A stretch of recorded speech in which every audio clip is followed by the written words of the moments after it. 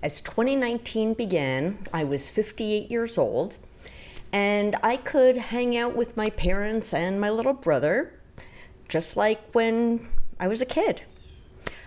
We were maybe a little more wrinkled and gray, hopefully a little more wise, but otherwise not a lot about who we were. Our personalities, our dynamic was super different. Well, now it's 2024, and very thankfully, my little brother is doing fine, but our parents are dead. And this is something I still have some trouble wrapping my head around. Everything here is open for discussion. Parents are your grounding. They're there when you come into this world. For a time, they control everything about your life. They're the lens through which you see and experience the world. Of course, I have complaints about my parents, but as I've gotten older, I have really grown to appreciate how really lucky I was to have parents who may have been annoying. My dad had a really quick temper and may have had paranoid personality disorder. My mom was anxiety-driven and talked too much. And my parents were always consistent, responsible, protective, and caring. They devoted much of their time, their energy, their financial resources to our growth and our well-being. I never doubted for a second of my life that my brother and I were the center of their existence, and they would have done anything for us. They had good, solid values. My dad had a quick wit, edgy New York humor, hilarious. Both my parents very much approached everything with humor. They were truthful and ethical. They were smart with strong critical thinking skills. Their bullshit detectors worked at top capacity all the way to the end, especially my dad's. And for 58 and a half years, I had both of them in my life. How could they just disappear? Where did they go? Often we divide the human experience into two distinct categories and call them body and soul. I am a physical being, and I'm also the non-physical part of myself that we might call a spirit or a soul. But my Jewish sensibility leads me to be wary of breaking down anything in life into simple binaries. Nothing in the world is easily put into boxes of black and white. Aspects of my physical body, blood sugar levels, fatigue, pain, all of these things contribute to what I feel and think and say and do. So if this abstract thing called a soul is made up of my feelings and my thoughts and my words and my behaviors, at the very least, it is very strongly made up of things in my physical body. Brain chemistry and hormones and blood sugar levels. If my dad's soul is floating around somewhere separate from his body, is it his soul after he has eaten supper and is relaxed in front of the TV? Is it his soul when he's been sitting in traffic and he's running late for dinner and his blood sugar is running low? Maybe a soul without a body only has robust blood sugar levels. Judaism does not require me to have a specific belief about what happens after we die, just like it doesn't require me to have a specific idea about theology. And within Jewish tradition, over the many, many centuries of its history, there have been many different perspectives on this issue. Everyone must wrestle with their own beliefs in a way that best resonates with their own personal experiences. And of course, for any of us who have not yet died, all we have is our opinions. We certainly don't know from experience what the reality is. So that's all I can share. How, since losing my parents, how I have struggled with this question. And like everyone else, I need to use my own logic, my own worldview, the ideas and values of my parents. Physical body and the idea of an untethered soul are in reality so utterly intertwined that there really is no way to separate them. This is why I really can't believe in a body that dies and a soul that lives on forever. And if I did think there was a soul of any individual that existed independently, what would it be doing? Would it be floating around and, as some people claim, kind of passively watching us as we live our lives? That is horrible. What a horrible fate that would be, just to passively watch everybody live their lives for eternity. I would not wish that on my worst enemy, much less any of my loved ones. I have to admit, I do have fantasies, though, of my Nana, the mom of my own mom, who was a really strong, really smart, really funny woman who got herself and her family through a number of incredibly difficult and scary times, starting in pre-World War I Eastern Europe and continuing on into the United States through the Depression and beyond. I do picture her still existing somewhere and taking on anyone who was mean to me who has died. Like, I just think, you get 'em, Nana. No one is a match for all 4 foot 10 inches of Toby Cameraman. And that gives me a great deal of comfort because she was crazy about me. And if there's even the tiniest possibility that she is in some afterlife place with access to other people's souls, I know she's got me. I have your back. I remember visiting the cemetery where a number of our extended family members are buried, and my mom asked my dad, "Do you want to go see your dad?" And he said, "See my dad? He's not here." And of course that's true. But after a certain point, the ground over your loved one's bones is really as close as you're going to get to them.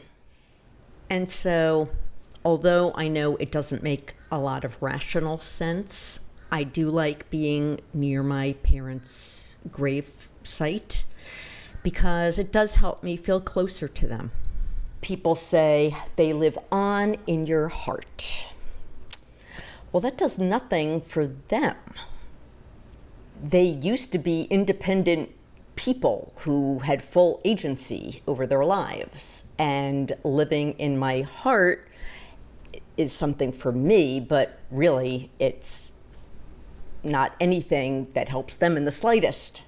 They're still dead. When you're dead, I suppose it no longer matters to you what quality of life that you lived. If you were lucky or unlucky in terms of when or where or into what family you were born. But it sure matters when you're here, and I'm very grateful that my parents were luckier than most. My mom was born into dire poverty, but with a smart, hardworking, very loving family. My dad was more comfortable financially, but he was born to very self-absorbed, narcissistic parents. So for different reasons, my parents both had a bit of a tough start at the beginning of their lives. But in general, my parents were healthy for most of their lives. They were able to pursue their educational goals. They both had graduate degrees. My mom had 2 graduate degrees. They were able to travel and pursue their interests. They had wonderful children and grandchildren. And they both lived into their late 80s. And the reality is that as a Jewish family, I really do appreciate how much more freedom we have all had to live good lives as opposed to many of our ancestors who had to suffer persecution, very dire poverty, oppression, being raped and killed by anti-Semites, deprived of civil and even basic human rights. It is a privilege as a Jew to have full access in our world. And the grief I feel for my parents is always tempered by this. Thank God they were born when and where they were.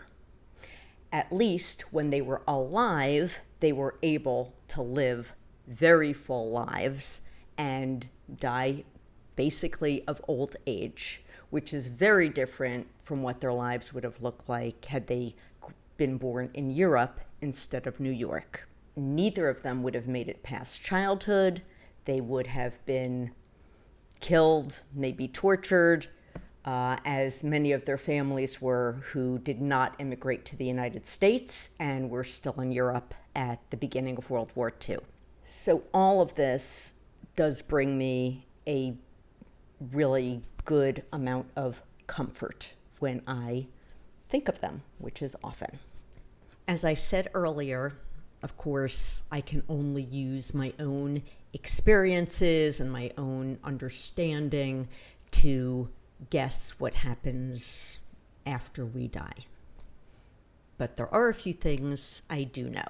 You know about a few things.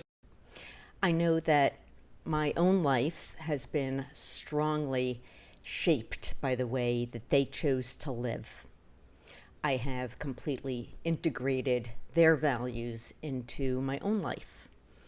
Honesty, authenticity, valuing education and culture, questioning society's assumptions, and seeing right through people's crap, seeing every situation with humor, following through on promises, feeling the responsibility to stand up and speak out for what is right, to leave society and the world better than I found it, or at least my little piece of it.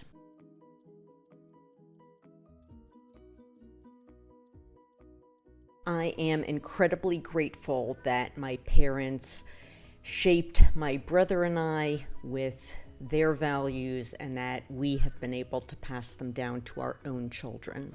What helps me come to terms with the death of my parents is the knowledge that how they lived, their values do live on.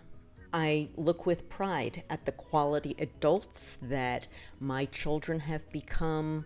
I see the people of character who they chose as their spouses, and I know that as time goes on and a new generation comes around, I know those values will live on in them as well. And I see that as legacy, that my parents' legacy will continue on into the future.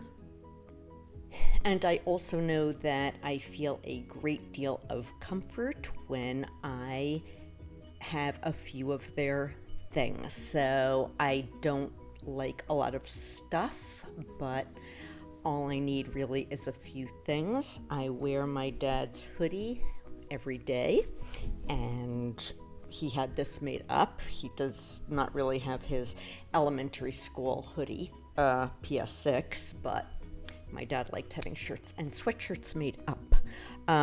Little purple guy. So little purple guy sits here. Little purple guy came out of some cereal box in the 60s when I was a child.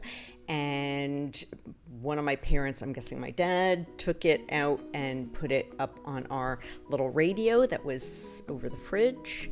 And he followed them along as they moved in various houses.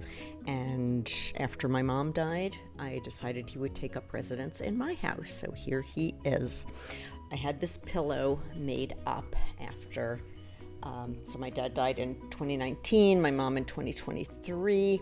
I had this made after that. So this is a pillow that on one side is my mom's towel and my mom's flannel PJs, and I have strong associations with just being comforted as a child. I would wake up in the middle of the night a lot of times, interestingly worried about dying, and I would start screaming for her, and then she would have to come in and comfort me, and I don't know, I just have a lot of positive associations with these flannel PJs. Then on the other side is definitely more my dad. This is one of my the sweatshirts that my dad had made up for himself that he wore. And as you can see, it says Property of Eternal Sunshine Nursing Home, which he would wear around. And it's very my dad. So that's it. This is how I am processing, wrapping my head around what is not an ideal situation, the death of people who meant so much to me.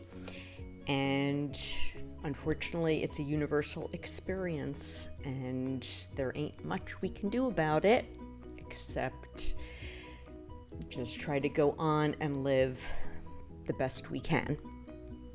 And it also really helps my dad's major words of wisdom that I've pulled out many, many times, which is, don't let the bastards get you down.